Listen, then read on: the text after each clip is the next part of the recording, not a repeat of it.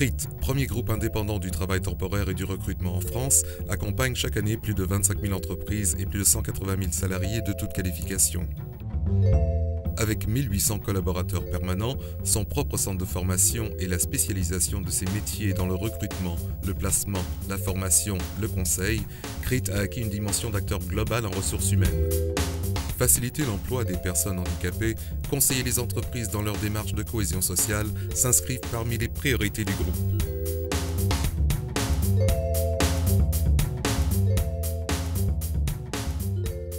Aujourd'hui, en France, près d'1 million de travailleurs sont reconnus travailleurs handicapés. Clichés, préjugés, discrimination à l'embauche jalonnent leur parcours professionnel.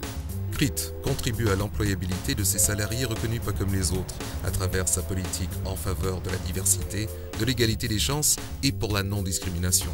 Alors quelle différence y a-t-il avec l'emploi et la délégation d'un salarié non reconnu handicapé? Comment s'adapte-t-il au poste et s'intègre-t-il à l'entreprise? Samuel Delcé est responsable de l'agence CRIT Intérim de Lure en Haute-Saône. 64% de son chiffre d'affaires est réalisé dans l'industrie. Rendons-nous à l'entreprise Souchier, l'un de ses principaux clients.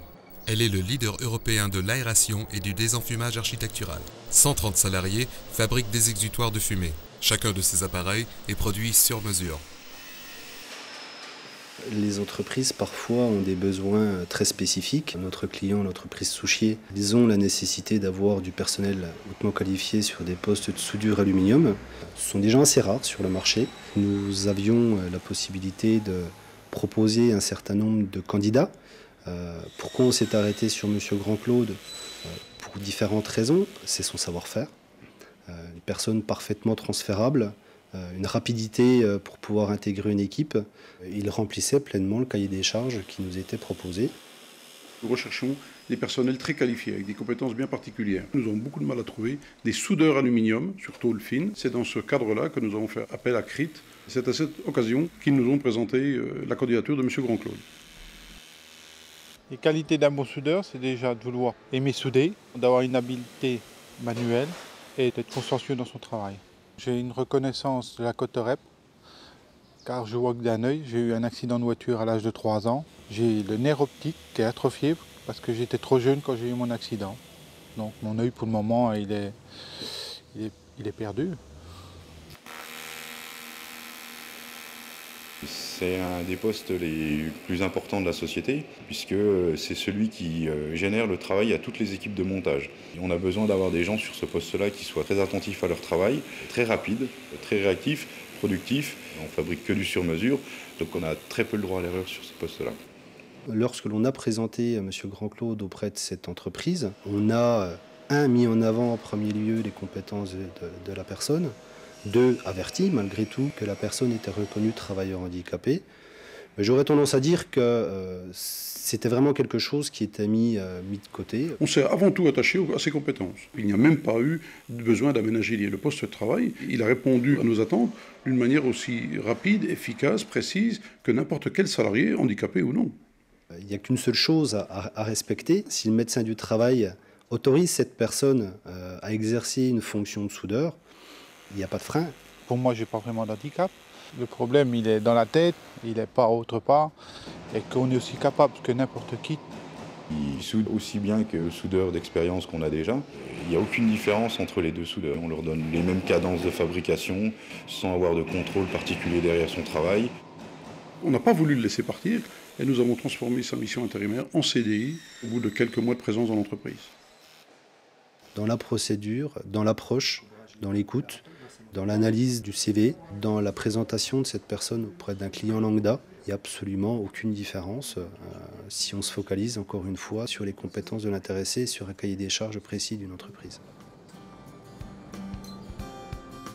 Le réseau de CRIT est implanté sur tout le territoire.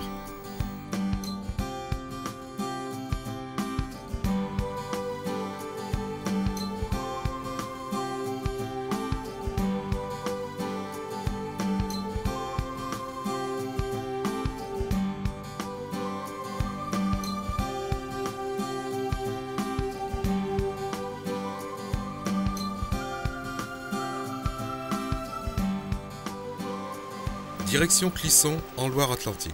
L'entreprise 3R est une petite PME de l'agglomération nantaise d'une quinzaine de salariés.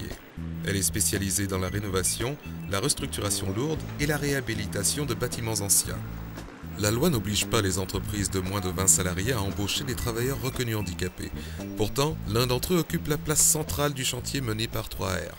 Mon poste de grutier, c'est surtout la conduite de la grue, de faire en sécurité, de faire attention au personnel, aux charges, à l'élingage aussi. Les qualités surtout d'un grutier, c'est surtout de la patience et beaucoup de sang-froid. Savoir gérer les distances, calculer de vue un lever de charge, pour savoir pas être en surcharge pour éviter d'être embêté au moment du levage. Olivier Le Danois est missionné sur ce chantier par l'agence CRIT Intérim de Nantes, spécialisée dans le bâtiment. Depuis 10 ans, CRIT est le principal fournisseur de l'entreprise 3R. Marie-Christine Lefeuvre, responsable de l'agence, délègue en moyenne dans ce secteur 850 intérimaires équivalents temps plein par an. Le secteur du bâtiment est assez ouvert à l'emploi de personnes reconnues travailleurs handicapés parce que c'est un milieu où on trouve difficilement des qualifiés. Les responsables du bâtiment sont très sensibles aux compétences et à l'expérience et au sérieux des personnes. C'est énormément important, la place des grutiers, parce que c'est celle qui fait tourner aussi tout le chantier. Olivier doit être en permanence à la disposition des ouvriers et éviter tous les dangers qui peuvent être occasionnés par la grue. Il est aussi responsable majoritairement de la sécurité du chantier. En plus, il occupe un poste de grutier au sol, donc il faut qu'il soit dynamique. J'ai une reconnaissance Cotorep, donc ça fait 4 ans maintenant. Je fais des lombalgies chroniques, d'une hernie discale non opérable, auquel je suis allergique au traitement. J'ai d'abord mis en avant toutes ces compétences et après, avec l'accord de Monsieur Le Danois, j'ai fait part de son handicap. Ça n'a été que secondaire. Monsieur Le Danois était déjà en poste quand je suis arrivé sur le chantier. J'ai jamais soupçonné quoi que ce soit en handicap. J'ai appris son handicap avec votre venue. J'ai mis aucune disposition, j'ai eu aucune contrainte. Parce qu'il fait son boulot, il le fait bien. Je n'entends pas parler d'Olivier Le Danois, ce qui me fait déduire que tout se passe merveilleusement bien. Un sondage Harris AGFIP montre que 93% des entreprises employant des salariés reconnus handicapés sont satisfaites. Concernant M. Grand-Claude, l'entreprise ne cesse de me dire « on a trouvé la perle rare ».